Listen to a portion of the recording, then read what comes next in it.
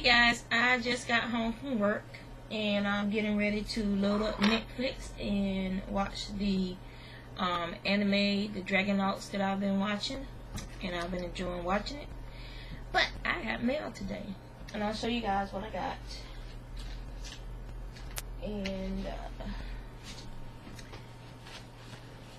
somebody told me about these books, and so I wanted to read them. And the first one is Switched. Let me see.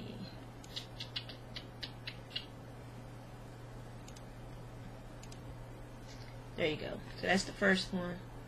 Switched, and they're by, who is this? Amanda Hocking. And the second book is Torn, and this is the cover. They remind me of the PC Cast covers for her books. The one with the girl is the vampire. And so I got that. I also got some fiber. I'm gonna show you guys that in a minute. I got a fleece in, but I'm working on a drawing for the class I'm taking. And I don't know what I did with my hook, ain't losing. But this is what I have so far. His head is tilted to the side, so I still haven't done like the eyes and the nose and stuff. And I gotta fix the side of his face on this side because it's not balanced. Because his head is tilted at an angle, it's making it kind of hard for me to put stuff on that side where it's supposed to go. So I'm thinking of just shading outward until it looks the way I want it to look over there. But so far I like the way it's coming along. So I can see my improvement over the years of off and on picking up and doing my artwork. And I won't finish anything if I've lost the pictures. So now I can show you guys there they are. This is my co-worker's, her sons, and this is the one I'm working on now. There you go. That's the one I'm working on now. And you notice I gotta fix that cheek. Plus it's gonna have like a highlight and everything, highlights and stuff on it. So I gotta fix that right side of his face. And this is her other son. I know they look a lot alike. But these are the kind of kids that you say when they're with their daddy, they look like their daddy, but when they're with their mom, they look like their mom. So that's what I'm working on. So I'll show you guys, you can see what I'm talking about. How the left side of his face, I think I got it pretty well. But the right side of his face definitely needs some work. So yeah. But I've just been doing this shading, putting the shading in, and then I'll work on the details. So that's why you don't see too much around the eyes and stuff. So let's open the box I got today. Alright, so give me a second and I'll get everything set up. You might hear Abby barking. She's a little late. She must doesn't realize I'm already home. She probably hears me talking, because I think she was asleep when I got home. But this young lady that I get the fleece from, she's on Etsy, and the name of her Etsy shop is Grays and Grassy Acres. I'll put a link to it in the description box after I finish this vlog. But let me get this open for you guys. I've ordered fleece from her before. Fleece is absolutely gorgeous, very clean.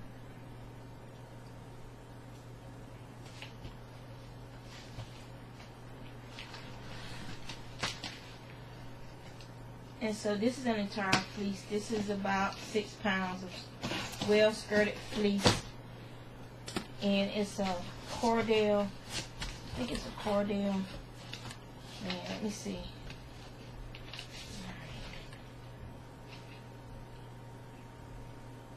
It's Cormo. Alright. Now, this fleece has a specific purpose. I want to make my mom something nice for her birthday. And I want to make my husband's mom something nice. So, I'm going to let you guys see. It has a little bit of extra matter in it, but not much. But it will be spun from the lock. I'll pull out some to spin from the lock, and the rest I'll be sending it to get it processed. But let me see if I can get some of this off for y'all, so y'all can see what it looks like. This is the whole fleece. So Okay, I'll just pull out a couple of locks so y'all can see what it looks like. So this is the cornrow. It looks like hair. Only like people's hair. But you can separate it by the locks, and as you can see, there's like a little bit of grass, but it's not bad. It's not very much vegetable matter in there at all. It's super, super, super soft, and then, of course, it has a lanolin in it. And so it's about, if you were to break off the tips, but I like leaving the tips in because it gives character to the yarn. It gives a little bit of variation. So it has a lovely, lovely crimp. Oh, what? I haven't seen the child yet, but Mama, this is, why you didn't show Mama your hair? but this is, I don't know if it's gonna focus or not. I'm at an angle, so I can't tell. But that's the fleece. You show Daddy? You like it? Yes. Listen, y'all, I might edit them out or not. But anyway, this is what this fleece looks like. And then, like I said, it has just a little bit of vegetable matter. If you're gonna spin from the lock, that little bit of grass, and it's hay. It's not. It's like hay. It's not a bad type of grass. It's probably mostly from their feed and stuff, but it's not much grass in there at all. And you can wash these locks individually and then spin from the lock, and that stuff, it just flicks right out. It's not even overly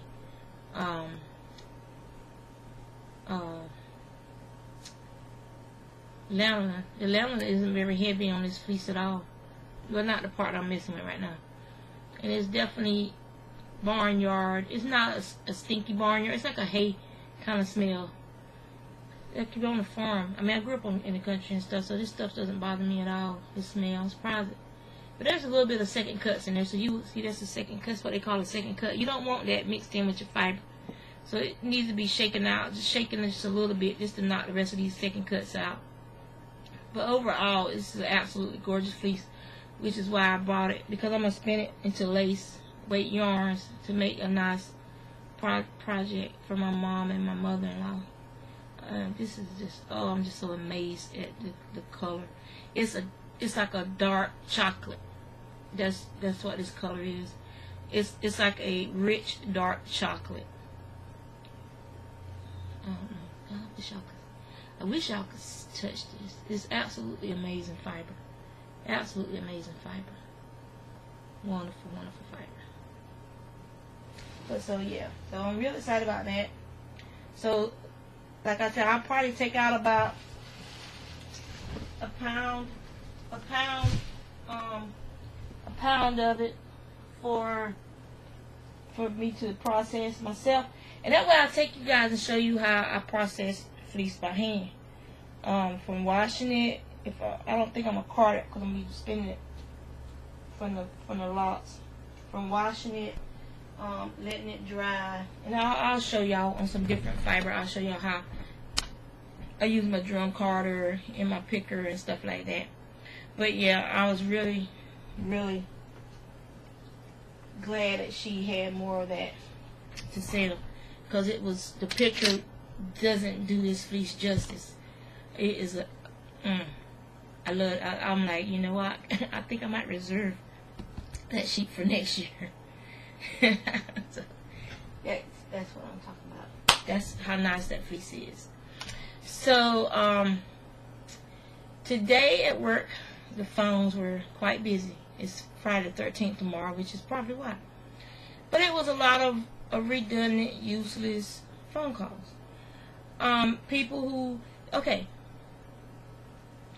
we do real estate closing in our office, as well as wills, trusts, landlord, tenant, business law, corporate stuff. Help churches get their 501c3s, other companies get their 501c3s, daycares, and things of that nature. So we are more of a general practice type office, but we do specialize in certain areas, and one of them is real estate and business law. So those of you who've purchased a house know you go, either have a real estate agent and they introduce you to lenders and brokers, or or you find your own lender and broker, and then they get you in touch with a real estate agent, or you don't use a real estate agent. However, but you are familiar with the process of purchasing a home. If the person who in the lawyer's office, if you use a lawyer, and I would rather use a lawyer than a title company myself personally. That's because I've seen all the things that can go wrong, and it's good if you use a lawyer to start with. And I want my own lawyer. I would not want to do the closing with the same attorney. That's just a little bit of advice for you. Don't use the buyer's attorney, and if you're the buyer, don't use the seller's attorney to do your closing. Okay? Get your own attorney, separate and apart from that firm. Because if something bad happens, then a lot of places they can't represent you because they represent the other person too. So always have your own attorney for a real estate transaction. That's not giving you legal advice. That's just common damn sense. So you have a person who in that office is processing your real estate file, or your file regardless. But you also have the person at the bank that you deal with and your real estate agent that you deal with. If the person tells you, okay, we're waiting on your lender to approve the title work and give us a closing date, I will call you when the lender lets me know we can close. Alright, this person tells you this on Monday. That does not mean that you need to call Monday afternoon. Do you have a closing date yet? Tuesday morning, Tuesday afternoon, Tuesday evening, and so on and so forth. That's stupid. You were told that when your lender gives her a date that we can close, she will provide the information to you. We make money from the transaction because we're your closing attorney. So we want it to close as soon as possible as well. Because the sooner it gets closed, the sooner we get paid as your attorney. We aren't trying to give you the runaround. We aren't trying to withhold information from you. Believe me, as soon as we know we can do that closing, as soon as we're going to schedule it so it can happen. Because we want to get paid just like you want to get that house. So there's no need, and it's like, you don't need to be paranoid unless you know you've done something that might throw that loan off and while you were trying to rush to get it closed. Alright, people, a little bit of advice. If you're getting ready to buy a house, do not go making a bunch of purchases that's going to show up on your credit record. That's stupid. Do not go out and buy a car, some other big ticket item, unless you're rich and you can pay cash and you don't have to worry about making a mortgage payment. Don't do stupid. Do not do stupid stuff. They give you a booklet of things not to do, and most real estate agents tell you what not to do, and you can read and research for yourself what not to do before purchasing a house. Use your common sense if you got any. If you ain't got any, ask somebody. Okay? So that's what I'm working on. I was spinning yesterday, and I'm spinning Randoulet, and it's very springy. It's a very springy. I showed it to y'all before. The fiber, but this is how much of it I'll spun, and it's gonna end up being a sock weight yarn, and it has a little bit of a sheen to it, but not much. But as you can see, I like natural colors. I like browns and grays and fawns and alpaca comes and damn near the rainbow from rose, gray, blacks, browns, and everything in between. So yeah, I was spinning last night while I was watching the anime series that I've been watching, and I'm gonna be spinning the rest of this tonight. I don't have much of it left. This is all that I have left, and I can finish that up in a night of spinning. I have this much left that's going to be spun onto the bobby, and the rest I'll keep as a sample. So that's about 3 ounces, if that. And so the rest of it I'll keep in my box back there for my personal stashed, because this will be what's not used will be sold. If the person I'm doing the samples for doesn't like this one, then it'll be going to be sold either on my Etsy shop or at Sue's. And I can't remember who told me. I would have to look. Let me see if I have my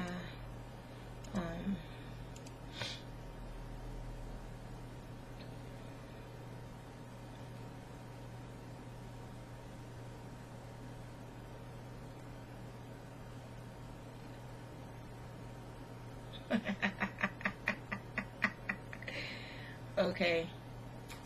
I have a group on Facebook called Fiber Addicts Anonymous, and it's for any kind of fiber addict, whether you are a crocheter, a knitter, a spinner, a weaver, a felter, a quilter, a seamstress, whatever is your kick that has to do with yarn, fiber, fabric, beading, anything that uses string. Those people who make those intricate string sails and stuff, like they have this wooden boat with all these needles and stuff, nails they have to put on, and then they string the sails with these different colors, and it's just gorgeous work using those nails and strings. It's for any kind of fiber person, and it's called Fiber Addicts Anonymous.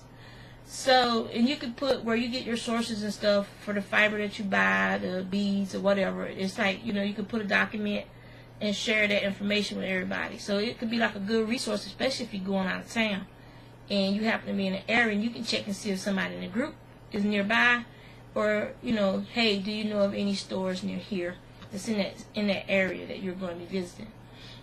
So one of the acronyms for the group is FAA, and I was a Future Farmer of America, but Future Farmers of America is FFA. So she said, but every time she sees the FAA, it makes her think of FAFFA, and she's like, why Future Farmers of America got to do with us? Well, you think about it, Future Farmers of America, a lot of them grow sheep for competitions and stuff, and then they get rid of the fleeces. So, but I thought it was funny because she's having a blonde moment there. But I'll post a link to FAA too for anybody who might be interested. And let me just tell you what the rules for FAA are, so you'll know from the get-go what the rules are. And if you can't abide by these rules, then something is wrong with you. Seriously, something wrong with you. These are the rules. Rule number 1: have fun knitting, crocheting, weaving, beading, spinning, fiber mills, etc., etc., painting, dyeing. Must I go on? Have fun and brag about your fun. Post fiber-related events, trips, sales, vendors, etc. Post about your Etsy updates. Use your common sense, and if you don't have common sense, ask somebody first. I'm not your mama or your daddy or whoever raised you. I will not police you. You know right from wrong. The group can police itself. They will show you the door if you misbehave. So those are rules. That's it. Because everybody who joins is pretty much grown. And if you're not grown, then you're around a bunch of adults, and you should have the common sense to know how to behave yourself. Because you can be blocked. At least I think you can block people from out of the group. Or at least the settings can be changed, and then you can block people from out of the group. Oh, it's so chilly here today. It's freezing in the office. What else? I was supposed to be checking something for y'all, but now I done forgot what it was. See? So I was telling you about FAA. Also, if you want to try and win some free software, Coffee Cup, I'll put a link below, coffeecup.com. I've been using their web program since 1996 or 7. And it's a lot more advanced now than it was. Because when it first started, it was like this YSIG program, then they developed a regular HTML editor that, compared to Dreamweaver and stuff. Before Adobe bought out Macromedia, it was good competition for Dreamweaver. And what was it called? Everest. There was a bunch of programs. I believe in Ace HTML, I've used them all, and I still the Coffee Cup HTML editor is still my go-to HTML editor, even though I do have the Adobe products and stuff for web design work. I'm very comfortable using them because I've been using them and watching them changing and growing with it over the years, so I'm very comfortable using that program. So they do an Easter egg hunt. They've been doing it for a couple of years now, about 3 or 4 years, if not longer than that. And you can win free software and stuff. All you gotta do is search around their pages and find the egg that hasn't been claimed, and claim the egg. And they even have a trip they're giving away this year. There's only 75 eggs are going to be given out for that particular trip. So you could be the 1 in 75 people who find that egg that get put into a random draw for that trip. And it's like to Spain, a $10,000 some value trip to Spain, and the trip includes the plane tickets up to $2,500 for 2 people. Oh yeah. Just hand me the money, because I can catch a MAC flight over there, because my husband retired if we win. But it's fun. It is fun. If you don't have anything to do, just search and you can get free software. They even have some gift certificates to Amazon.com for $50 this year. They had like $100 gift certificate for something. They have these 2 eggs that look like Yoda, but they're for a laptop with all their apps and stuff on it. A laptop. Yes. So there's 2 of those that I think somebody already won one. And then they have packages where you win all of their software. And they have a lot. They have about 25, 30 programs, I think. I have some that they don't even make anymore. I purchased them before they stopped making them, or started making a version that they no longer offer. And so I have a lot of their software. And I love it. I love the programs. When they were when we were stationed in Corpus Christi, Texas, which is where this company is headquartered, and where I used to make my husband drive by, we used to go by there, and I went on a tour of the building and everything before, and I thoroughly enjoyed myself. And I thought it was just so cool that I lived in the same town where the company that made my favorite HTML editor was at. I mean, it's a geeky thing, but hey. As you can see, I'm starting to get stocked up and sniffling and stuff, because I'm back home, and the medicine wearing off, and I gotta go downstairs and find my other bottle, because the one I had that I keep with me, I took the last one this morning, so I gotta take another one this evening. So I gotta go find my other medication before it gets too much of it get out of my system. But seriously, go there and see if you can find you some free stuff. There's nothing wrong with free. So I want to tell y'all about the giveaway. Andy, even though you're a dog lover, a pet lover, and you're a responsible pet owner, there are people in this world who are not. And number 1, this animal is allowed to run loose in the neighborhood. Number 2, this animal is people aggressive, and an animal aggressive, not only just animal aggressive, he is now a known killer of helpless animals. Okay? He could have turned his attention from attacking that puppy and killing that puppy at any time to you or one of those little kids that have been playing with the puppy.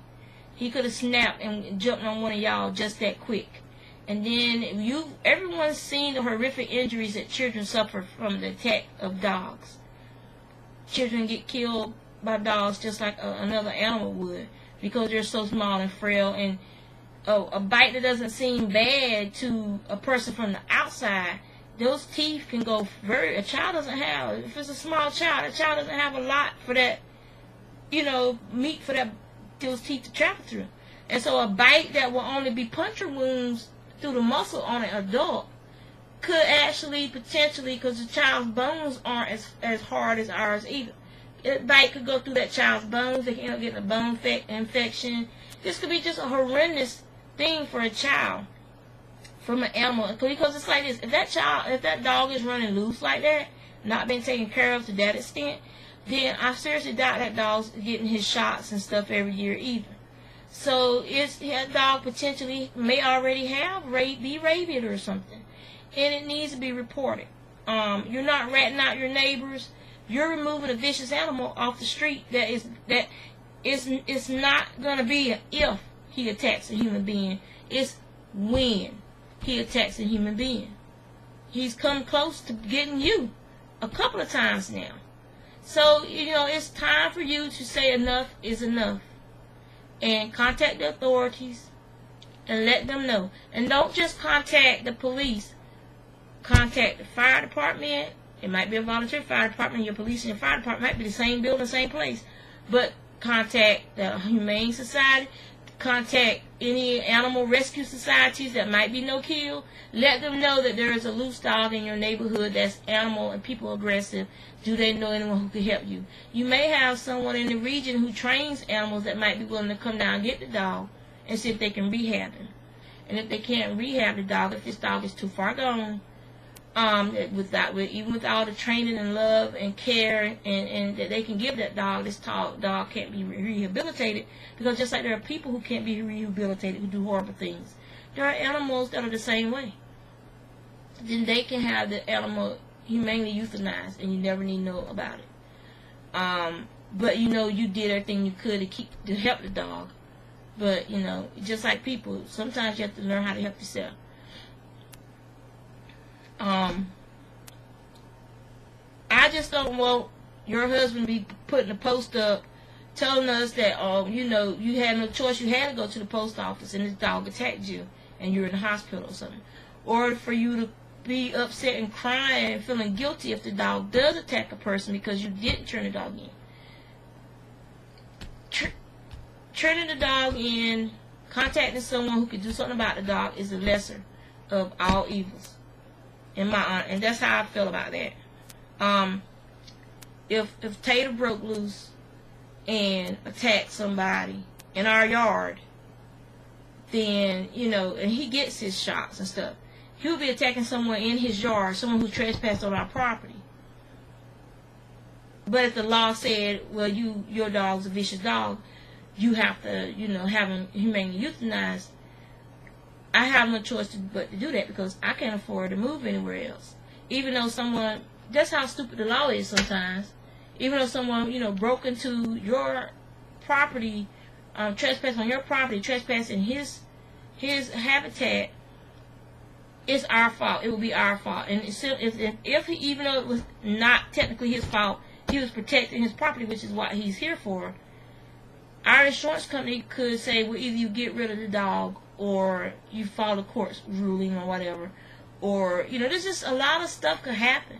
Let's say, and people are just trifling. You see and read about stuff like this all the time. Let's say the dog's a vicious dog. You've seen what the dog does. Let's say that dog, I'm a pessimist, so I'm going to give you the downside. The cup is halfway empty and always for me. So I'm going to give you that halfway empty scenario, just so people think, because sometimes people never think beyond the glass being all the way full or being half full. They don't see it as half empty. I'm going to give you the half empty version, alright? And, take it with a grain of salt. Okay, half empty version. The little kids that were at the post office playing with the puppy when the dog attacked the puppy and killed it. They saw you, okay? They know that this is a vicious dog. You're the adult. God forbid that those kids get attacked by that dog and one of the parents find out, because it happens. You see it all the time in the news. This is the pessimist view. One of those parents find out that you, an adult in the community, knew that this vicious dog was running around off the leash and had killed a puppy in front of not just you, but these two kids, and you didn't report it to the police, to the Humane Society, to the shelter, you didn't report it, to an authority that could handle it, that could do something about the dog. Then not only are they going to sue whoever purportedly owns the dog in the neighborhood, their lawyer will probably try and come after you too. And then members of the community you're going to be made to be the villain in it, because you didn't do anything about it and you were an adult and you seen this dog kill an animal. So that's the pessimist view. And that's how people are today. They don't care what's right and wrong, what's fair and everything. They want to go after anybody and everybody they can, thinking they're going to get $1.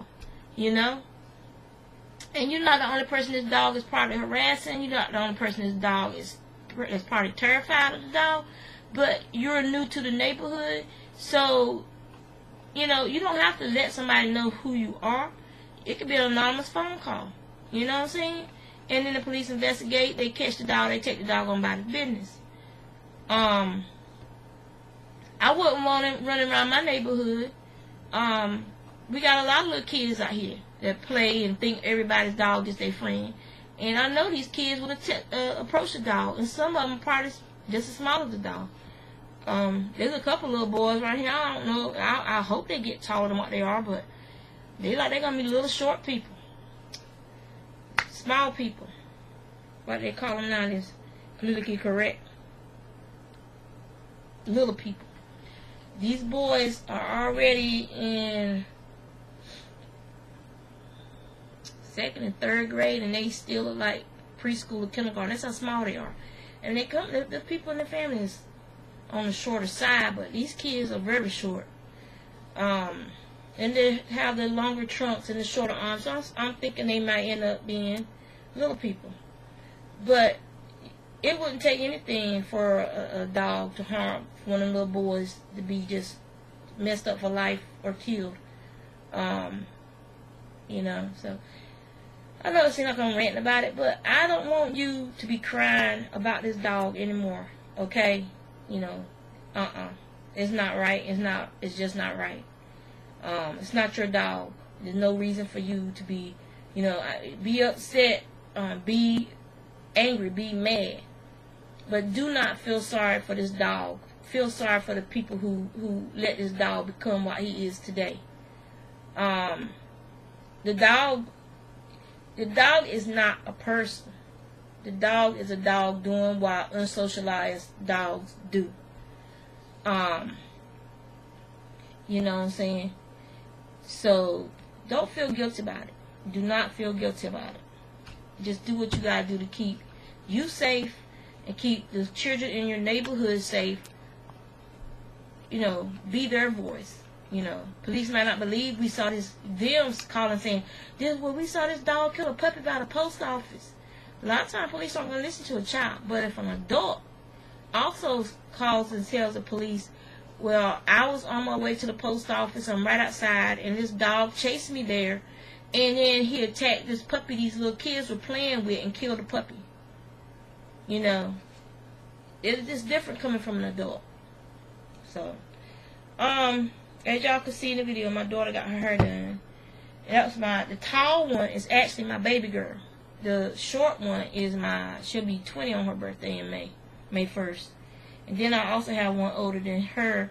She'll be 23 on her birthday, May the 18th. So I have 2 May babies and 2 July babies. Hurricane season was my season. So that's all that's going on with me. I'm sorry, I don't mean for it to sound like a rant, Andy, but like I said, I don't want you crying anymore about these people dog, you know. Chances are, more than likely, somebody in the neighborhood owns that dog, watches that dog chase you and anybody else and thinks it's funny as hell while they kick back with a beer or something, you know. And that's wrong. And that person needs to go to jail too. And the dog needs to get locked up, and whoever owns the dog needs to get locked up. You know. So yeah. Alright, I'm gonna let you go. Ayana, no, I ain't letting you go. Ayana, friends will come. And sometimes it's good not to belong to a clique, because cliquish things, they can become mean things. Be selective. You know. Now they know you had a baby. I'm fairly certain that everybody know that you had a baby at that school, because Zeke was telling everybody about his little baby sister and probably drawing pictures of him. And when I started school, my mommy was in the hospital.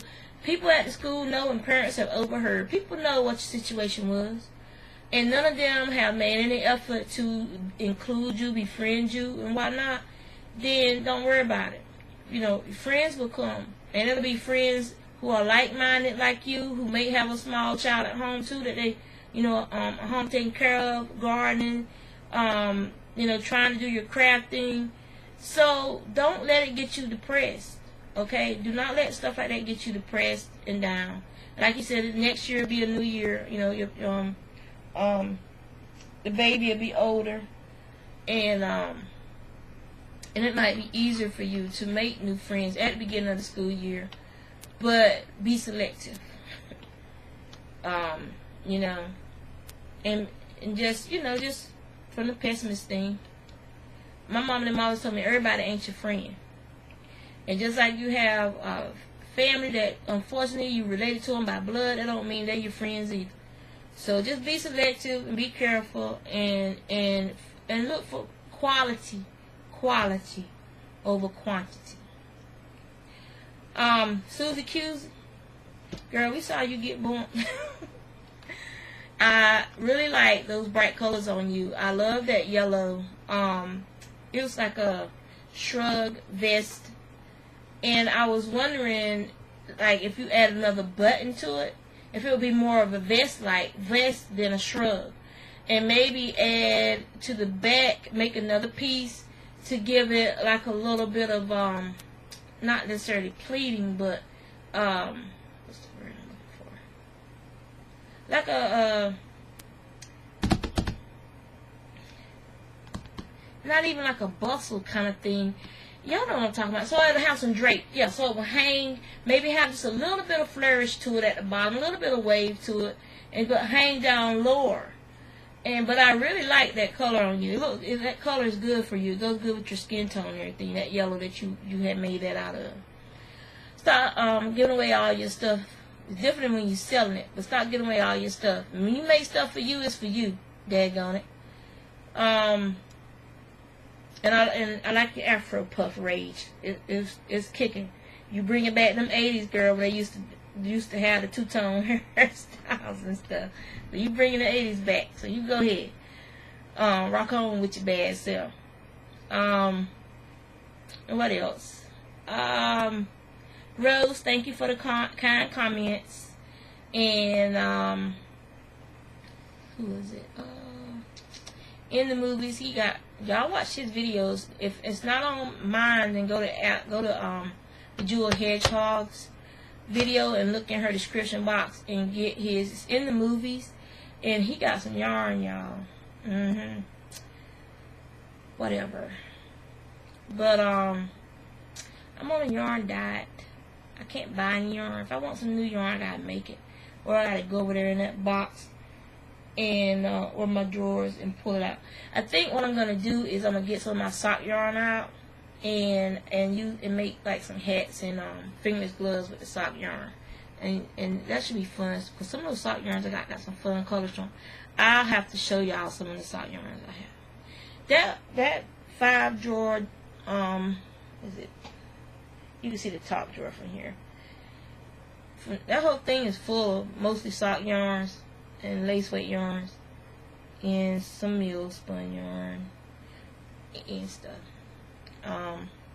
It's full of yarn. Plus that box back there is, well, it ain't as full as it used to be, but it's full of yarn because I've been using that for my pet fort. Oh, the blanket, I'm almost finished. There's just enough white yarn to make it to the joining point and then weave it in. So then I got to weave in the ends on both those star blankets, and then the star blankets are done. I can go ahead and drop them off or mail them to the edge mark. Why would I get that?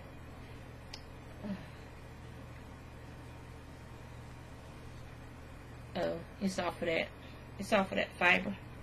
It's like some of from one of the tips. So that's almost done. I already turned in one of my pay it forward scarves to the person who won, and I have some other items for the pay it forward thing I need to get out to the people who are local here, so I can get those out of the way. I'm gonna show y'all tomorrow. I'm gonna show y'all my finished objects bag. And basically it's like a bunch of stuff I finished. I just need to weave the ends in. But I'm gonna show that to y'all tomorrow. If I remember the blog tomorrow. It was cold today, and it's still windy here in not Chesapeake, but Norfolk. I'm in Norfolk. I say Norfolk, but they don't say that here. They call it Norfolk. Yeah. Norfuk, Norfolk. That's what they say. And they say I'm the one with the accent. So, as you can see, my bubonic plague carrying daughter, the tall one, every time I kiss that child or hug that child, get too close to that child, I end up getting sick, getting fever blister, and it's always in the same spot. It's always after I kiss her. She never gets sick. She never have fever blister, but she's a plague bearer. I told her, I said, I should have renamed you. What was that? Typhoid Mary. Rename her Typhoid Marissa. Because I always end up getting sick or getting a fever blister after I hug or kiss that girl. German child. Germs. And that's why people, I call it like I see it. I wrote a poem about parasites. I need to find that thing so I can read it to y'all.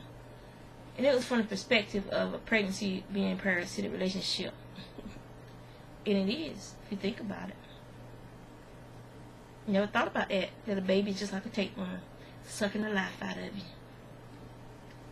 The only thing is you can have your baby and then you keep it for another 18 years sucking the life out of you after it gets. It's not a symbiotic relationship, really. You get a little bit of affection from them. You get some love from them until they get to that age where they don't want you to touch them in public or hug them in public or kiss them in public or hold their hand in public. And then it's like you just there for monetary support, and in the privacy of your home you can get a hug or a kiss or the words, "Mommy, I love you." You have to beg for your affection once they're outside the womb and old enough. So yes, they are parasites. It goes from being a parasitic relationship to a symbiotic relationship, then back to a parasitic relationship. Okay? I'm just telling y'all the truth. Alright? And so I have written a poem about it when I was pregnant with Marissa. I wrote a poem about that. The parasite inside of me. So, yeah. Only I can think about these weird things about, the parasitic relationship between an unborn child and the mother, and then it becomes a symbiotic relationship, and then it becomes a parasitic relationship again. Only I would sit there and seriously have serious thoughts about it, enough to write essays and poems about it.